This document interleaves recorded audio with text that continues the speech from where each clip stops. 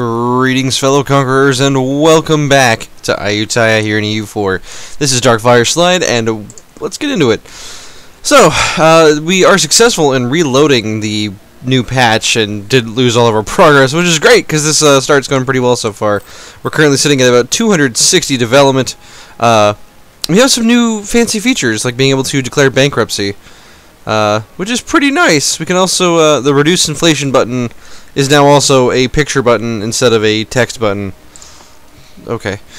Alright, so, the situation has changed, however. Patani has gotten a little bit unruly. They're a little upset about the whole, we have a lot of stuff thing, as tends to happen. Now, strangely, every time we look into diplomacy here, it takes a second for everyone's, opinion to load.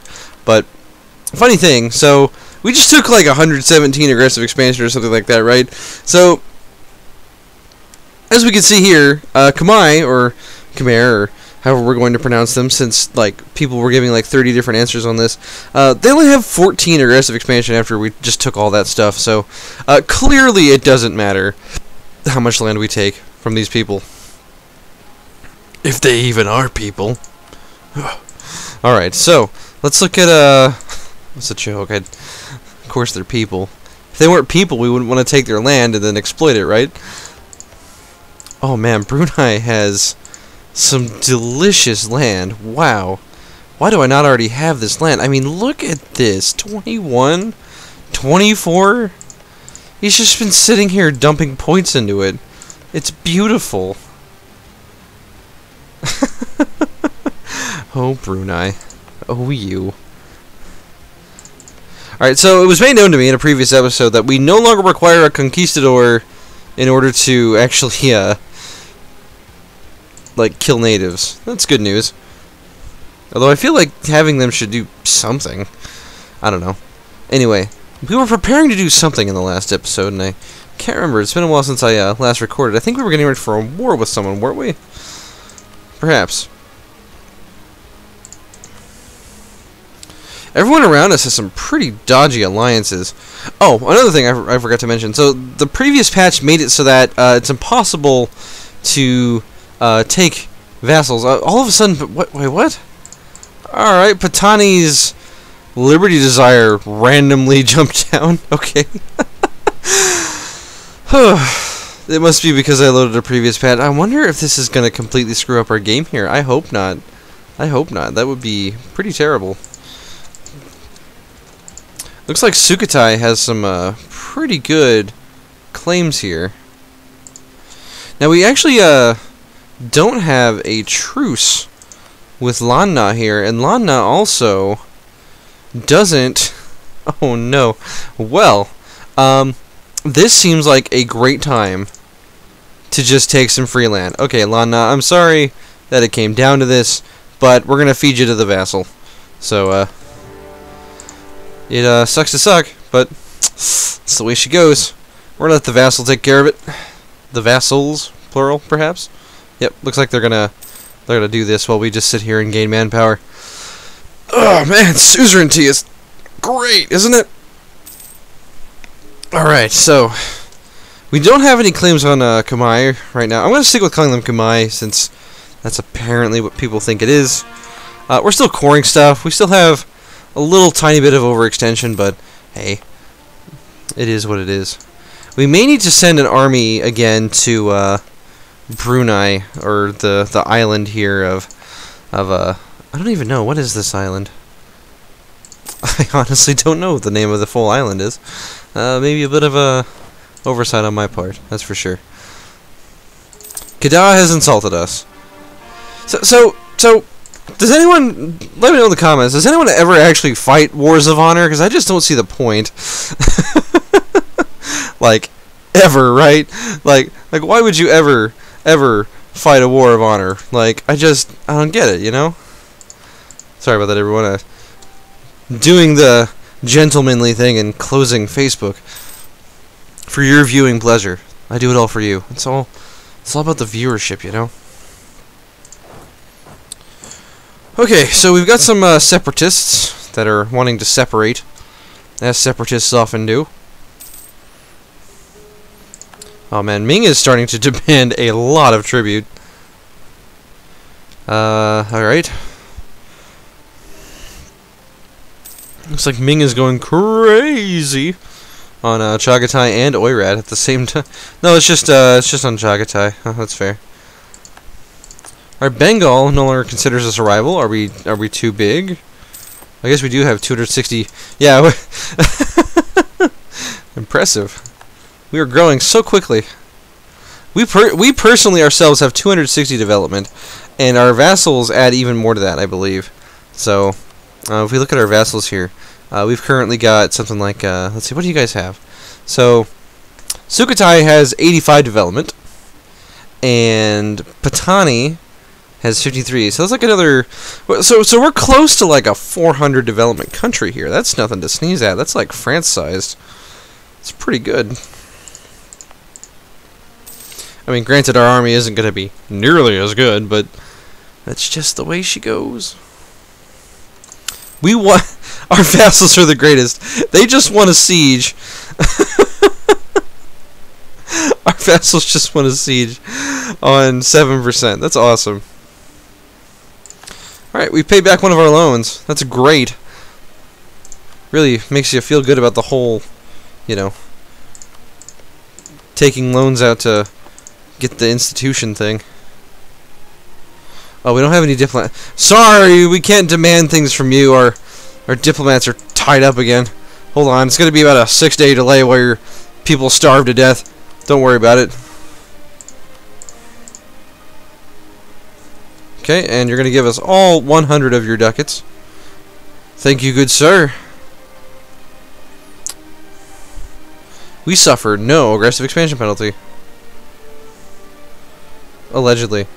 It is going to cost us a lot of karma. Yeah, our karma is not in a great place, but oh well.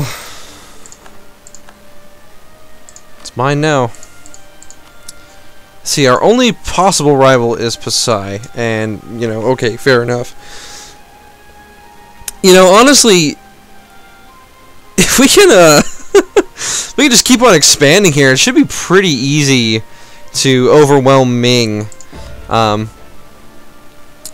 They have, of course, introduced the first celestial reform, and so now they get, let's see, what does this one give a bonus to? I don't know, it doesn't say unless you're the Emperor, I guess.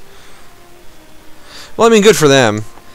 You know, a big issue that's rising up right now is people are wondering, like, how do you even, like, beat Ming? It's really difficult to do now, and I can't even really argue with that. It's like, it just seems like such a Herculean task compared to what it used to be now.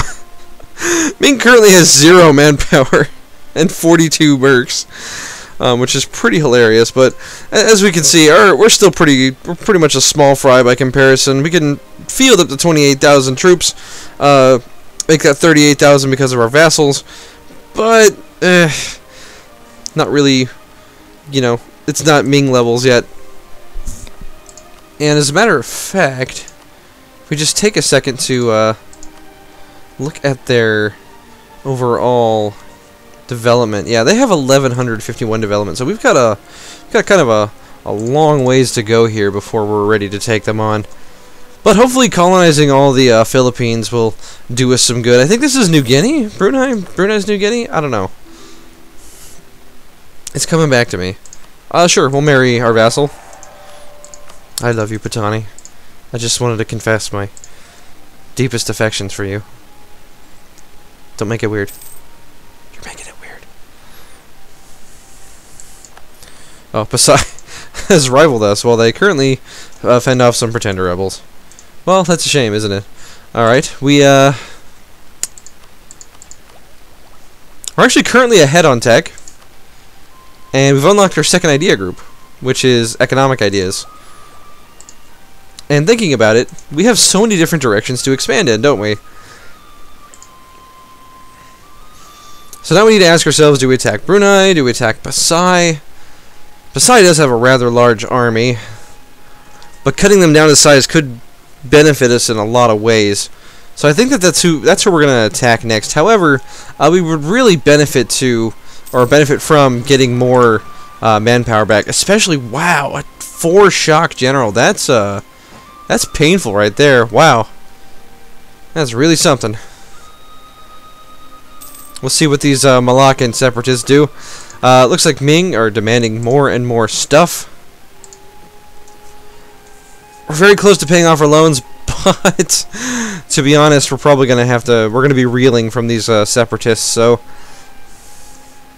One thing we could do is raise a couple of mercs up. Raise like 2 merc regiments up. Just help out a little bit. It is a little bit of a financial investment, but I want to make sure we beat these rebels. Now the thing is, I don't think they're actually going... No, they will attack this province eventually, since it is of Malayan culture. Okay, so we're kind of at a crossroads. We could decide to get more naval morale and colonial range, or we could get more colonial range. We're going to pick up the next diplomatic tech when it becomes available, because it will make our vassals less inclined to revolt against us. Alright, here we go. Here's the battle. Here's the battle. The epic battle of Selangor, where the enemy is taking a penalty, and in the fire phase... Okay, so as we can see in the shock phase, we have overcome just by virtue of having a better dice roll. Alright, not so well later on, but hopefully some of the mercs... Yeah, the mercs took some of that, so that'll save us a little bit of manpower. We'll go ahead and disband those, just to save us a little bit of cash. While we move back and begin sieging down this province. Now, it is going to take us a little while to, again, to recover from these wars.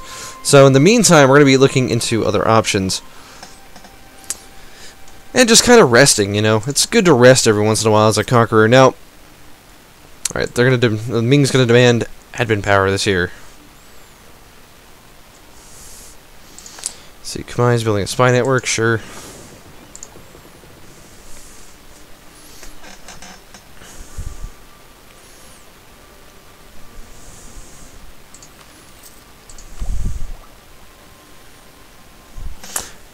Now, next military tech, we'll be able to get artillery, which will be really useful. Although some of our, you know, contemporaries, shall we say, already have Tech 7 because they haven't spent any points on getting the Renaissance to happen. I don't know if this is, I think this is an economic ideas event. We get a local tax increase in the province of Talang. Let's go ahead and find that here. This is just getting nitpicky, but I do like to know when these sorts of things happen. And we're currently making over 3 ducats a month in profit, which is pretty good. We're going to kick the speed back up once again while we continue to wait. And as we can see, we're down to 4,000 manpower. That's not great. But I have decided, I think we're going to expand into Pasai next. This will be useful because we can co-belligerent Kedah in the same war. These two are the only people who care about what happens to them. So when we attack them, it'll be especially useful, shall we say. We can gain 10 prestige or 1 base tax. I don't think we have the prestige mission, so I think we take the base tax here. I think that's going to be better for us in the long run when you consider how much money that is over the course of like 400 years or whatever. Now, we finished our first colony. This is very exciting. As we can see, it is a 17 development province. That is absurd, right? Like, now I don't know if we have this turned into a state off the bat. We do not. And they changed where you do this. Right, it's in this second tab now. Alright, we're going to turn this into a state. We're going to core that province immediately. And has no autonomy, which is... Oh, sorry, it has 1% autonomy, which is going to be fantastic. Now, we're also making a lot of money now because we don't have a colonist doing anything anymore. Alright, we have surpassed Pasai, which is pretty ridiculous. And we have even more rebels to deal with. Well, that's unfortunate, but, well, more reasons to get quantity ideas, am I right? We can gain 1 stability or 65 ducats. I think we take the stability here, as great as the ducats would be. I think we get +3 stability while we're able to. Now, that's going to cost us the rest of our manpower, so that is going to, unfortunately, further slow our efforts here. But we are able to pick up Diplomatic Tech 7. Give us more colonial range and naval morale, which is nice. Very nice.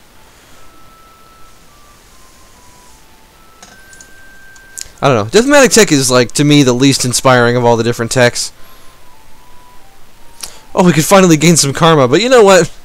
We're also at negative 100 karma. We could just, you know...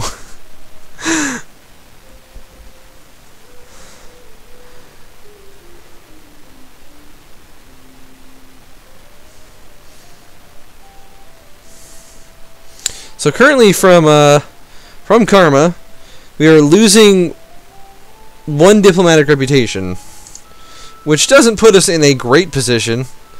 We'd be at negative diplomatic reputation without our diplomatic reputation advisor, who's also giving us lots and lots of diplomatic power anyway. But I think we're just going to gain the ducats since we're at rock bottom and there's nothing to lose by doing that.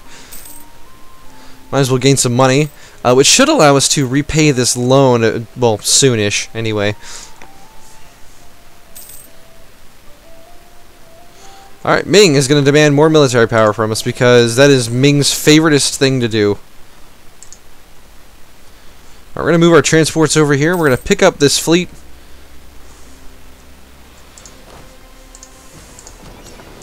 We're going to send them to our new port here in Pontianak, however you want to pronounce that. We're going to send our colonist. We're going to arrive in the province. And we are going to probably kill the natives, I would say.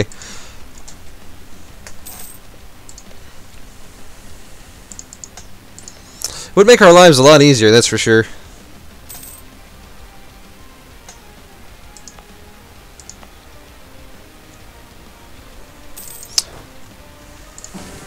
Yeah, let's do it. Let's kill the natives.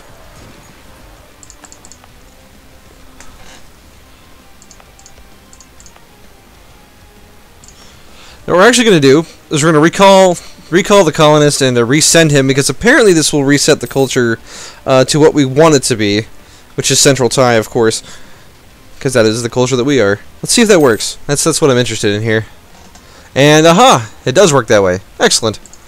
Alright, we're going to repay our last loan, and we are now debt-free. Wonderful. But we also have to pay military points. 8 military points to Ming. You know, I don't think that, like, the amount of points that Ming gets, or that the Emperor gets, should be, like, it shouldn't scale. Because eventually they could just charge, like, 20 points a year or something like that from you, and it's just like, that's ridiculous. It's just absurd to ask from one country, because it's not like money where, like, you know, one country can make a lot of money. I don't know. I disagree with that scaling. But hey, this is the world that we live in. And anyway, this is going to be a good stopping point, because we need to recover our manpower. And so in the next episode, we're probably still going to be trying to recover our manpower, as is the case. Until then, I'll see you on the next one.